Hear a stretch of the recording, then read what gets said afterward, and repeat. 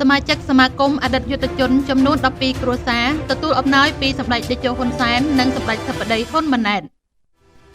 លោកឧត្តមសេនីយ៍ត្រីនៅសំអល់មេបញ្ជាការតំបន់ប្រតិបត្តិការសក្រងព្រះសីហនុនិងជាប្រធានគណៈកម្មាធិការសមាគមអតីតយុទ្ធជនកម្ពុជាសអកខេត្តព្រះសីហនុនិងមានការចូលរួមពីអាជ្ញាធរមូលដ្ឋានស្រុកព្រៃនប់ក្រុងកំពង់សោមនិងក្រុងព្រះសីហនុនៅថ្ងៃទី5ខែមិថុនាឆ្នាំ2025នេះបានបន្តចុះសាកសួរសុខទុក្ខនិងសំណេះសំណាលជាមួយសមាជិកសមាគមអតីតយុទ្ធជនដែលសម្ដេចប្រធានបានសាងសង់ផ្ទះជូនពួកគាត់រស់នៅតំបន់សម្បទានសង្គមគិច្ចក្នុងស្រុកព្រៃនប់និងក្រុងកំពង់សោមចំនួន12គ្រួសារនៅក្នុងឱកាសនោះក៏បាននាំយកអំណោយរបស់សម្ដេចតេជោហ៊ុនសែននិងសម្ដេចគតិព្រះបណ្ឌិតប៊ុនរ៉ានីហ៊ុនសែនសម្ដេចធិបតីហ៊ុនម៉ាណែតនិងលោកជំទាវបណ្ឌិតពេជ្រច័ន្ទមុនីឧបត្ថម្ភជូនសមាជិកសអកដែលមាននៅគ្រឿងឧបភោគបរិភោគព្រមទាំងថវិកាមួយចំនួនដើម្បីជួយសម្រាលជីវភាពប្រចាំថ្ងៃរបស់បងប្អូនអតីតយុទ្ធជនផងដែរ